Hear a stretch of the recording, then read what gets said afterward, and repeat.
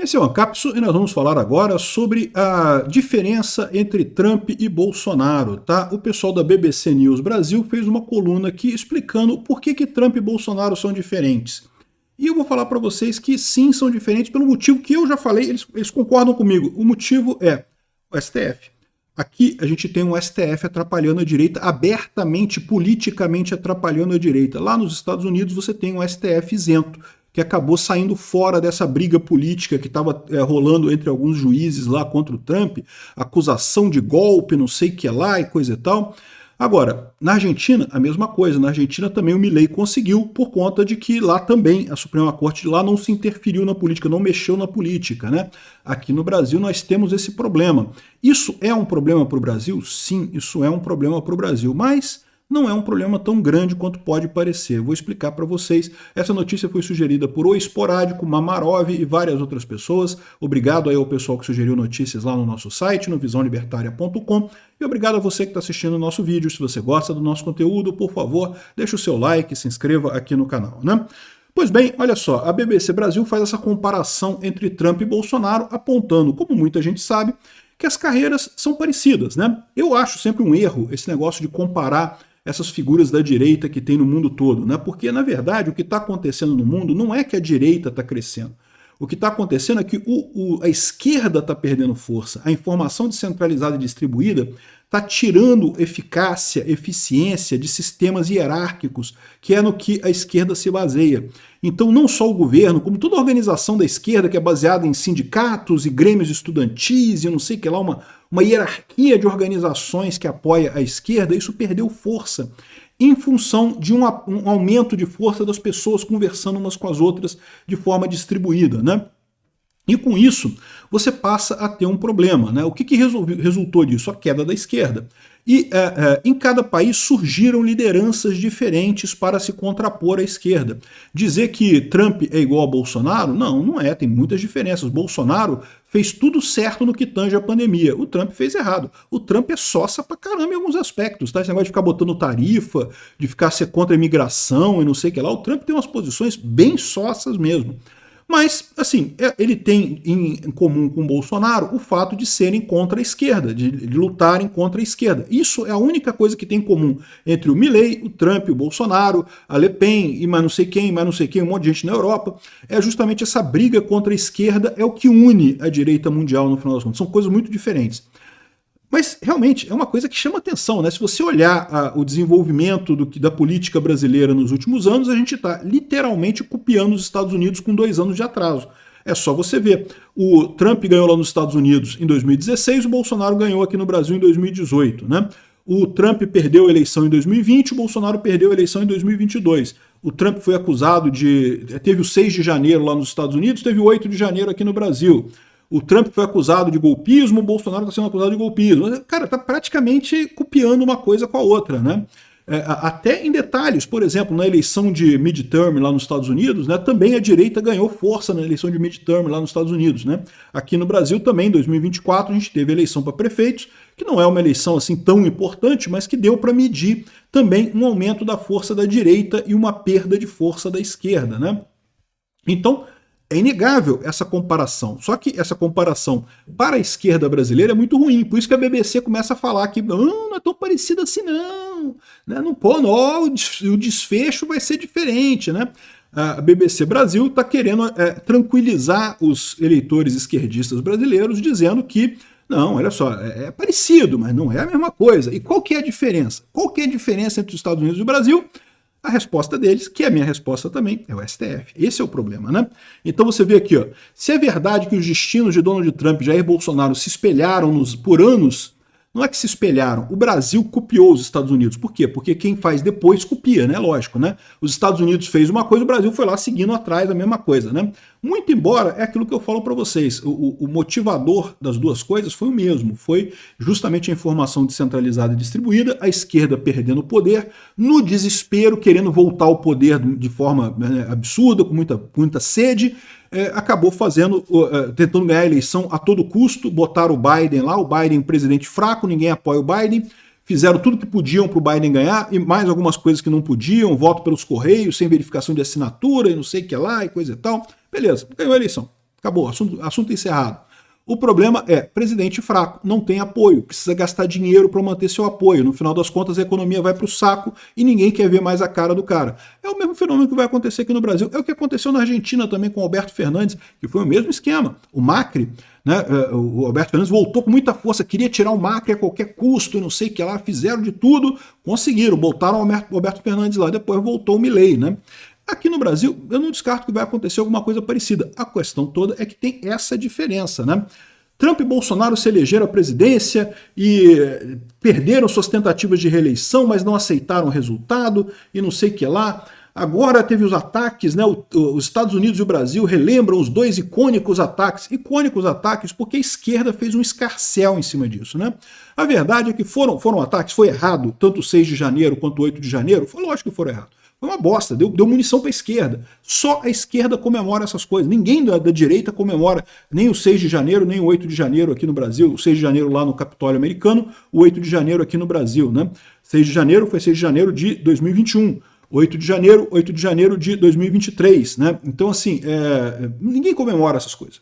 Só a esquerda adora, a esquerda tá usando isso daí, tá? Não porque golpismo e coisa e tal, em ambos os casos, foi um protesto que deu errado. Se tivesse policiamento suficiente, não teria dado errado. Lá nos Estados Unidos, teve gente que disse que foi convidada para entrar no Capitólio, que os guardas estavam deixando as pessoas entrarem. E, no entanto, depois foram acusados de invasão e não sei o que lá. No Brasil, a polícia é ridícula, não botaram policiamento. Se tivesse meia dúzia de guardinha, tinha impedido o que aconteceu ali. Deixaram acontecer o 8 de janeiro, né, para poder usar politicamente, evidentemente.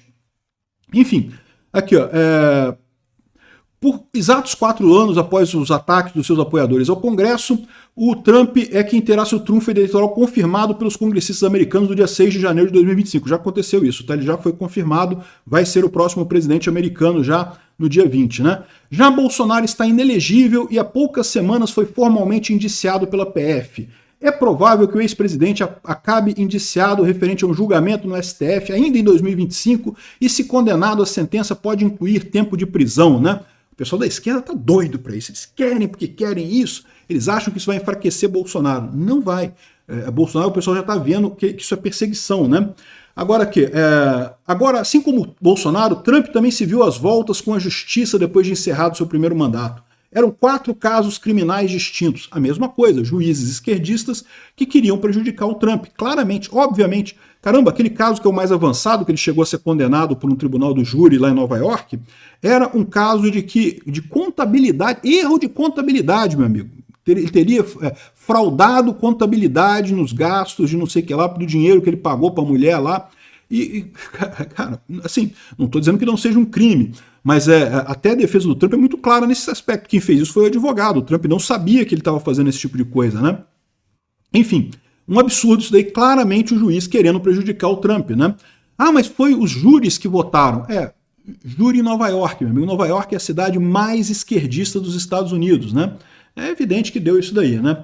Enfim, aqui, ó, mais paralelamente aos casos, uma decisão da Suprema Corte americana garantiu ao Trump e demais presidentes americanos imunidade criminal em relação a atos oficiais cometidos durante o mandato. Ou seja, a Suprema Corte americana ressaltou que os presidentes não podem ser acusados por atos que eles praticaram durante o mandato. Isso faz sentido, tá? Porque, por exemplo, o governo americano, o Obama, ordenou o bombardeio de um hospital da Anistia Internacional lá na Síria, se não me engano. Bombardeou, matou um monte de gente. Em tese, isso é assassinato. O Obama deveria ser preso, porque ele ordenou um ataque e o ataque matou gente lá na Síria. Por que o Obama não foi preso? Porque existe essa ideia. Durante a presidência, os atos que o presidente toma são imunes, né? Ou seja, isso quer dizer que ele não teria nenhuma chance de ser condenado? Não, poderia ser condenado, mas teria que ser um processo completo até chegar na Suprema Corte, né? Aqui no Brasil foi diferente. A diferença é essa, é a Suprema Corte. Aqui no Brasil, a Suprema Corte decidiu que eles que vão tirar Bolsonaro a qualquer custo, que eles têm que fazer isso, vamos tirar Bolsonaro, vamos impedir não sei o que lá, achando que estão se espelhando no exemplo da Europa, sem perceber que a Europa está fodida por lá também, eles também estão perdendo força por lá, né? Então é isso daí. Essa é a diferença entre o Brasil e os Estados Unidos.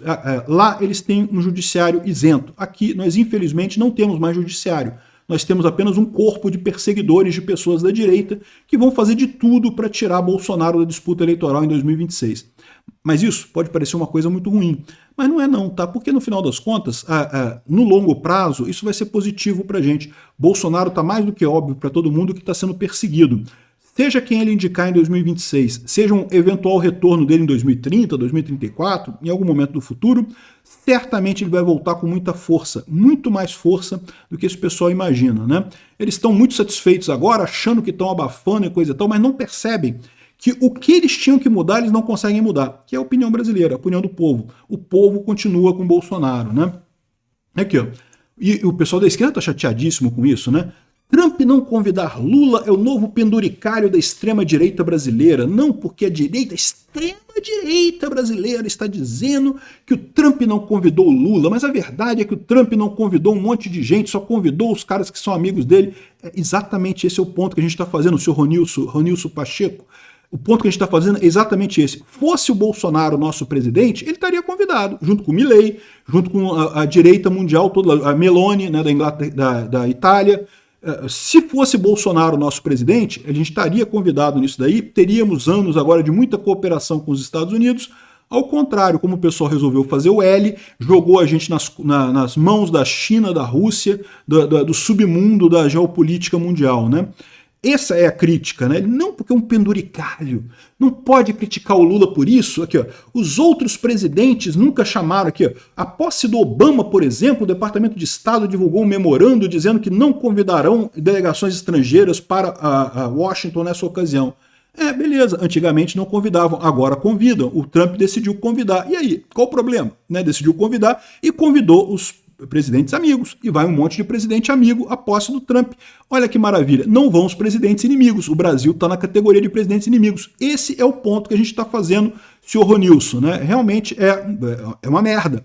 O Brasil depende dos Estados Unidos em muitos aspectos, no final das contas. Brigar com os Estados Unidos é ruim. Chega ao ponto do senhor Mauro Vieira tentar vender a ideia de que não, o Lula e o Trump vão se entender muito bem, porque eles são nacionalistas e não sei o que lá, vão conversar muito bem.